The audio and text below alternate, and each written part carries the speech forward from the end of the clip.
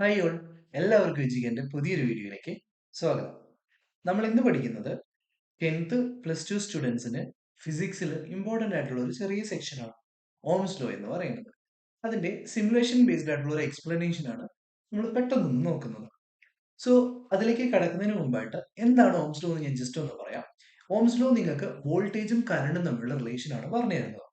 Voltage is directly proportional to current എന്നാണ് Ohm's law പറയുന്നത്. That means voltage കൂടുമ്പോൾ current കൂടും, വോൾട്ടേജ് കുറയുമ്പോൾ കറണ്ട് കുറയും. സോ ഡയറക്ട്ലി പ്രൊപ്പോർഷണൽ എന്ന് പറയുമ്പോൾ നമുക്ക് ആ പ്രൊപ്പോർഷണാലിറ്റി മാറ്റുമ്പോൾ നമ്മൾ ഒരു കോൺസ്റ്റന്റ് ഉപയോഗിക്കും.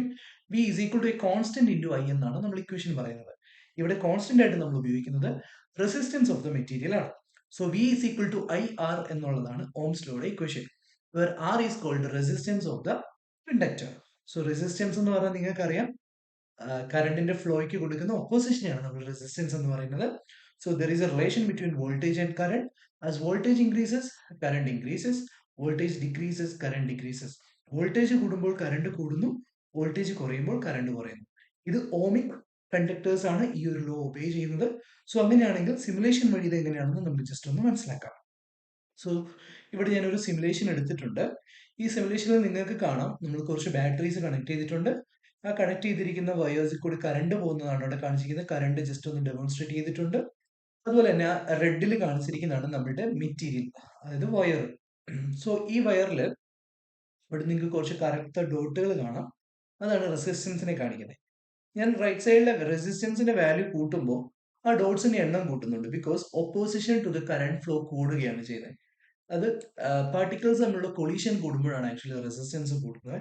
സോ പാർട്ടിക്കിൾസിന്റെ എണ്ണം നമുക്ക് അവിടെ കൂട്ടാം. സോ റെസിസ്റ്റൻസ് കൂടുന്നതനുസരിച്ച് കറണ്ട് കുറയും, നിങ്ങൾക്ക് അത് കാണാൻ പറ്റും. റെസിസ്റ്റൻസ് കുറയുമ്പോൾ കറണ്ട് കൂടുകയും ചെയ്യും. സോ ഒരു പെർട്ടിക്കുലർ മെറ്റീരിയലിനെ സംബന്ധിച്ച് റെസിസ്റ്റൻസ് ഒരു കോൺസ്റ്റന്റ് ആണ്. സോ റെസിസ്റ്റൻസ് ഡിപ്പെൻഡ് ചെയ്യുന്ന ഫാക്ടേഴ്സ് ആണ് length of the conductor, area of cross section, material of the conductor, temperature, ഇങ്ങനെയുള്ളത്. ഇത് നമ്മൾ നെക്സ്റ്റ് വീഡിയോയിൽ കാണാം, അതിന്റെ ഡെമോൺസ്ട്രേഷൻ. സോ ഇവിടെ ഞാൻ ഒരു പെർട്ടിക്കുലർ റെസിസ്റ്റൻസ് ഫിക്സ് ചെയ്ത് വെക്കുന്നു. എന്നിട്ട് വോൾട്ടേജും കറണ്ടും തമ്മിലുള്ള റിലേഷൻ ജസ്റ്റ് നിങ്ങളെ ഒന്ന് കാണിക്കുകയാണ്. ഒരു ചെറിയ വോൾട്ടേജ്, ദാറ്റ് മീൻസ് നിങ്ങൾക്ക് അവിടെ കാണാം ബാറ്ററി വളരെ കുറവാണ്, ബാറ്ററിയുടെ വാല്യൂ. സോ ജസ്റ്റ് വോൾട്ടേജ് ഞാൻ കൂട്ടുന്നതനുസരിച്ച് കറണ്ട് കൂടുന്നത് നിങ്ങൾക്ക് കാണാം. കറണ്ടിന്റെ വാല്യൂ കൂടി കൂടി വരും. വോൾട്ടേജ് കുറയുന്ന അനുസരിച്ച് കറണ്ടും കുറഞ്ഞു കുറഞ്ഞു വരും.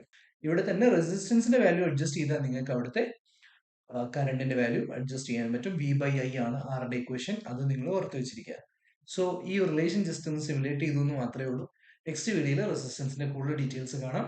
സോ അടുത്ത വീഡിയോയിൽ കാണുന്നത് വരെ ബൈ. Thank you.